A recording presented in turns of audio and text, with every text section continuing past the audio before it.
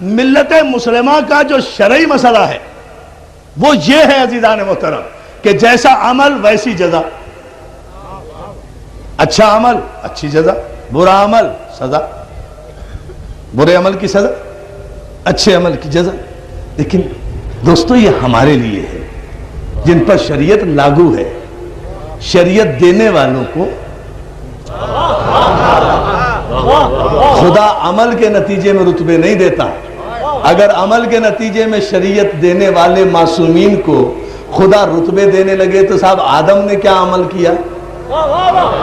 میں ابھی علی کی بات کہاں کر رہا ہوں، محمد آل محمد کی بات کہاں کر رہا ہوں. ابھی تو مجھے آدم سے نوح پر آنا ہے، نوح سے ابراہیم پر آنا ہے، ابراہیم سے موسیٰ پر آنا ہے، موسیٰ سے عیسیٰ پر آنا ہے. یہ ساری شریعتیں بیان کرتے ہوئے پھر ختمی مرتبہ تک آؤں گا انشاءاللہ. پھر کچھ عرض کروں گا بہت سے مرحلے. ابھی آپ صرف اس جملے پر ذرا سی توجہ فرما لیں کہ اگر ہر عمل کی جزا کی وجہ سے آدمی کو بلندی ملتی ہے تو وہ ہم ہیں. اچھا عمل کریں گے اچھی جزا ملے گی، برا عمل کریں گے سزا ملے گی. یہ ہمارے لیے ہے، اس لیے کہ ہم پر شریعت نافذ ہے. لیکن معصوم شریعت لے کر آتا ہے. اسے خدا جب صاحب شریعت بناتا ہے تو اس کے عمل کا انتظار نہیں کرتا،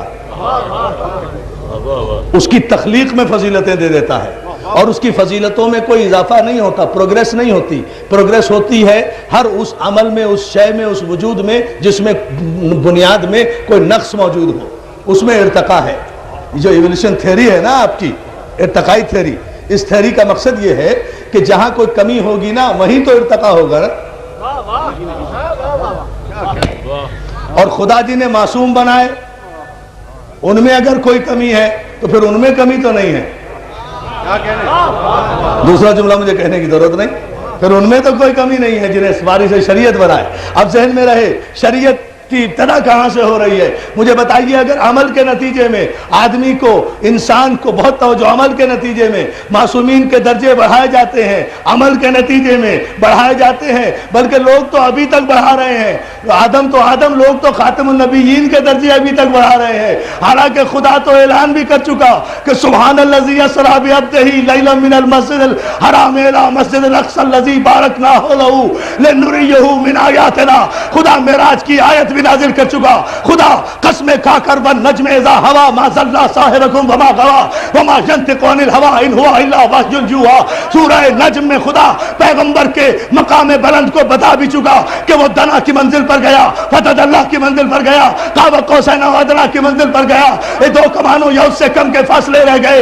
نہ اس کی پلک جھپکی، نہ وہ جھجکا، نہ وہ ڈرا، نہ درمیان میں فرشتہ، نہ راستے میں کوئی کمی. وہ فضا سے گیا، وہ ہوا سے گیا، وہ خلا سے گیا، وہ قرہ باد سے گیا، وہ قرہ جماعت سے گیا، وہ کشش ثقل سے نکلا.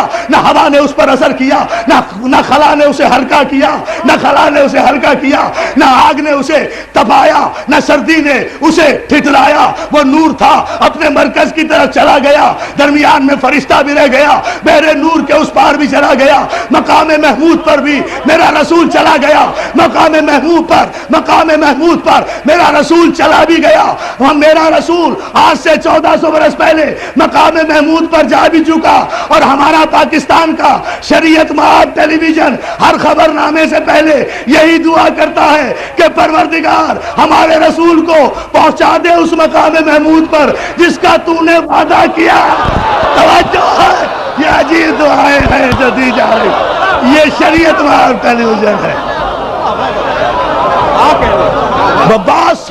وَبَعَثُوا مَقَامًا مَحْمُودًا الَّذِي وَعَدَ، اور پہنچا انہیں اس مقام محمود پر. یعنی ابھی پہنچے ہی نہیں، ان کی دعا سے پہنچیں گے.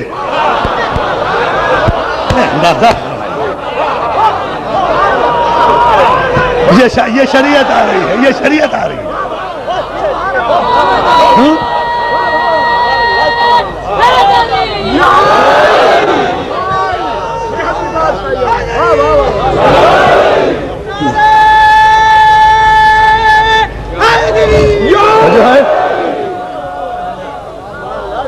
یہاں بھی تک ہر خبر نامے سے پہلے یہی دعا کی جاتی ہے. تو اپنے وعدے کے خلاف نہیں کرتا، اس لیے ہم گزارش کرتے ہیں پہنچا دے انہیں مقام محمود. ان کے کہنے سے جائیں گے جب جن کا نبی، ہمارے کہنے سے، ان کے کہنے سے مقام محمود تک پہنچے اور 1400 برس میں ابھی تک پہنچا ہی نہیں، اس لیے مسلسل دعا ہو رہی ہے۔ تو پھر وہ مسلمانوں کا نبی تو نہیں ہے جو پلک جھپکنے میں گیا بھی اور آ بھی گیا، جو کائنات کی گردشیں روک کر، صلوات بھیجے نا محمد، کائنات کی گردشیں روک کر پہنچے اس مقام محمود پر۔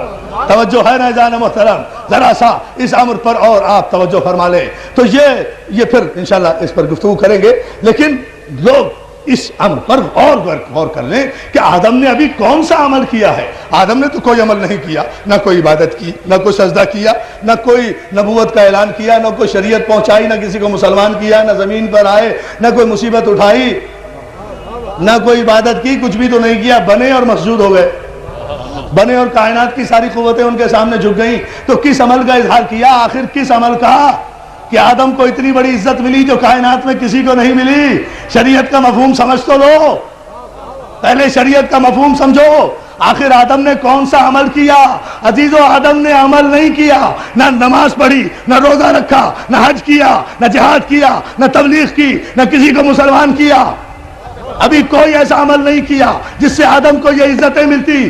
آدم نے صرف اتنا کہا کہ جب پروردگار نے حکم دیا یا آدم انبئہم باسمائہم، اے آدم یہ اسماء تم ان فرشتوں کو بتاؤ، تو جلال الدین سیوطی نے تفسیر در منصور میں حوالہ دے رہا ہوں، جو انتہائی محکم ترین مفسر ہیں ملت مسلمہ کے، انہوں نے اس آیت کی تفسیر میں بار بار سرکار جلال الدین سیوطی نے کہا، ایک جملہ کہا کہ جب اللہ نے ارشاد کیا کہ اے آدم ان فرشتوں کو یہ اسماء بتاؤ، تو آدم نے سر جھکا کر کہا پروردگار اے میرے مالک، اب عمل کوئی نہیں کیا، عمل نہیں کیا، ایک جملہ کہا ہے، سجدہ بھی ابھی نہیں ہوا۔ جلال الدین سیوطی کہتے ہیں آدم نے ایک جملہ کہا پروردگار انت المحمود ھذا محمد انت الاعلی ھذا انت، پروردگار میرے مالک انت المحمود ھذا محمد انت الاعلی ھذا علی انت فاطر ھذا فاطمہ انت المحسن ھذا حسن انت قدیم الاحسان ھذا حسین۔ پروردگار تو محمود ہے، یہ محمد ہے،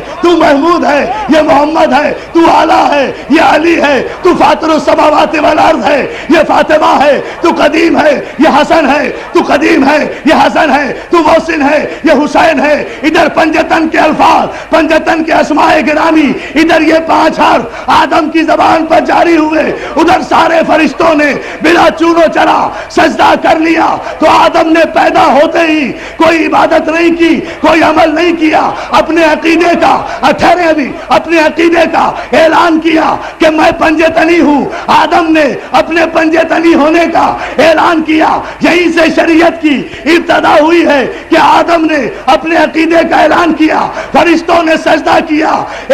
10 کروڑ پاکستان میں بسنے والے مسلمانوں پر طنز کرنے والے یزیدیوں، ذرا سوچ سمجھ کر حسین کے عزاداروں کو، جس میں شیعہ سنی سب شامل ہیں، سوچ سمجھ کر پنجے تنیوں کو کچھ کہا کرو، ذرا ذہن میں رکھا کرو تمہارا باپ آدم بھی پنجے تنی تھا۔